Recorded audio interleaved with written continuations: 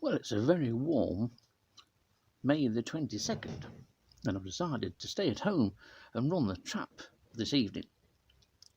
There's some decent moths already coming in. It's still early and the night is young, but the night shows promise.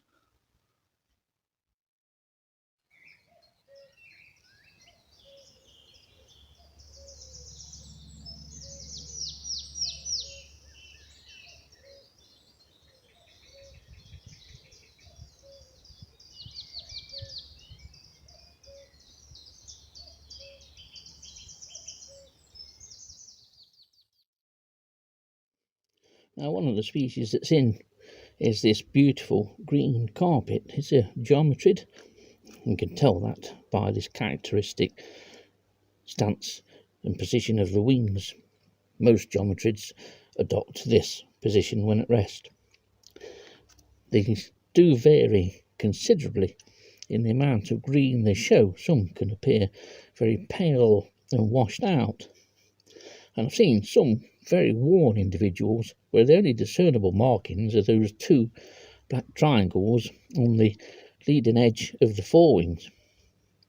This one, thankfully, is better marked. It's a lovely species, a common species here in the garden.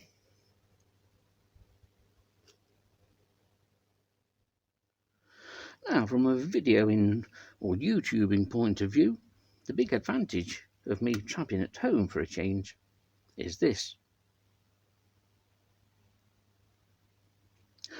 I'm referring to the silence. There's no generator nor noisily running in the background, but that can't be helped.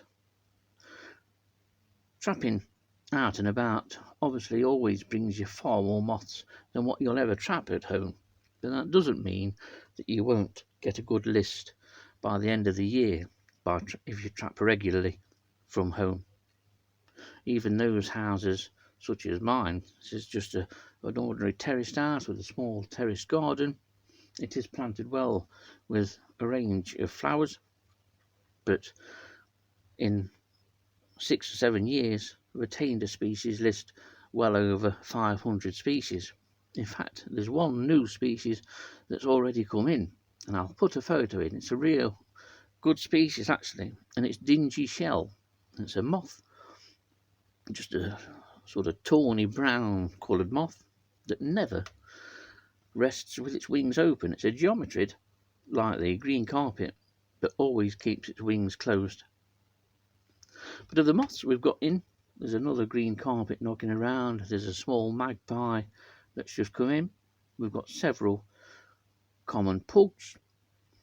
If you're new to moth trapping, avoid pugs unless they're really well marked and quite obvious. Pugs are, to many people, one of those groups of moths left well alone.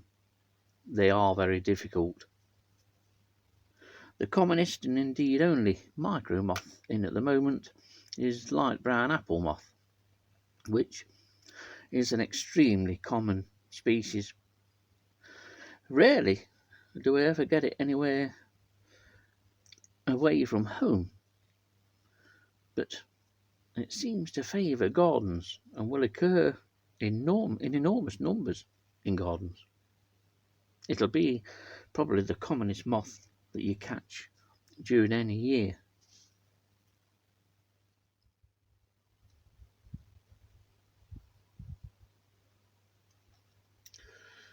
There's a very light breeze, and it's on the whole extremely pleasant. There's a good array and number of moths coming in. When you trap at home, rarely are you inundated with moths arriving at the trap, and certainly beginners should always trap at home anyway. That would be my recommendation. Your numbers are smaller, far more manageable. You're less inclined to become panicked, miss species, and the whole thing should retain the enjoyment of moth trapping. That's the key thing. The whole process should be enjoyable. when it ceases to become enjoyable, that's the time to pack up. And trapping at home, though, does make a change for me. I do get fed up sometimes, and the will to cart the generator from the shed here into the car and all the other equipment that I need to trap at Sherwood Forest or at Egan, sometimes I just can't be bothered. And on good nights where the conditions are suitable, where it's mild or warm, a little wind, and overcast skies today, it makes staying at home more pleasant. It also gives you the ability to increase your enjoyment of moth trapping.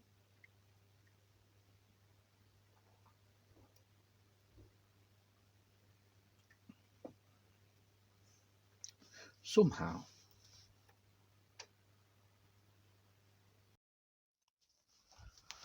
well, it's just gone midnight, and it's been an excellent night actually, because there's 2 new moths to the garden list. One I've already mentioned in dingy shell, which is a species I must admit I never thought that I'd get here.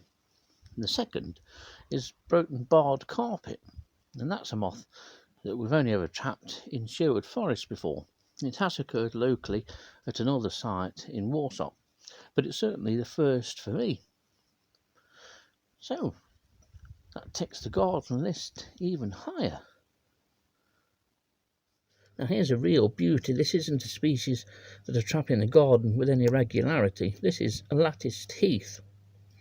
It's a beautiful species, and you can see it's fairly obvious where it derives its name from.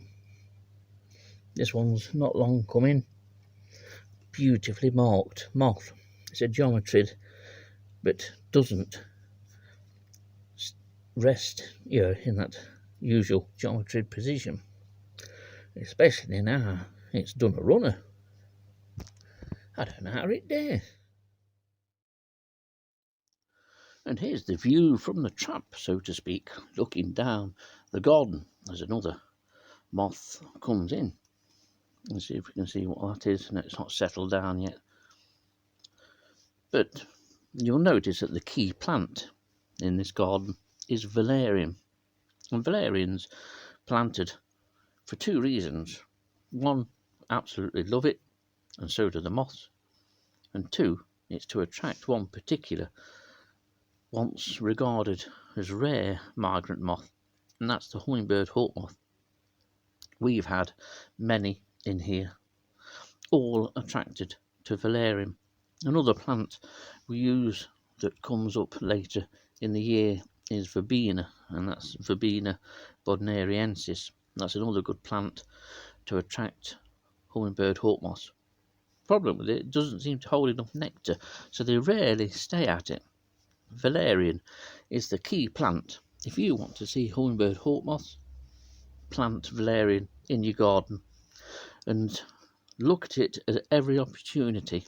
That's another key factor. In between commercial breaks on the television, when they're on, go outside, check your valerian. And there's certain times as well, it's about sort of around before dusk, but late evening. It varies from time of year. We've had numerous hummingbird hawk moths. I think it's like 70 individuals over the years here. Used to photograph them wherever possible, and then that way, examination of the photos, there was always some difference that you could detect in the individuals. That's how we know that we had so many hummingbird hawk moths here. So if you want to see hummingbird hawk moth, plant valerian. It's a great plant for moths. Silverwhines love it as well.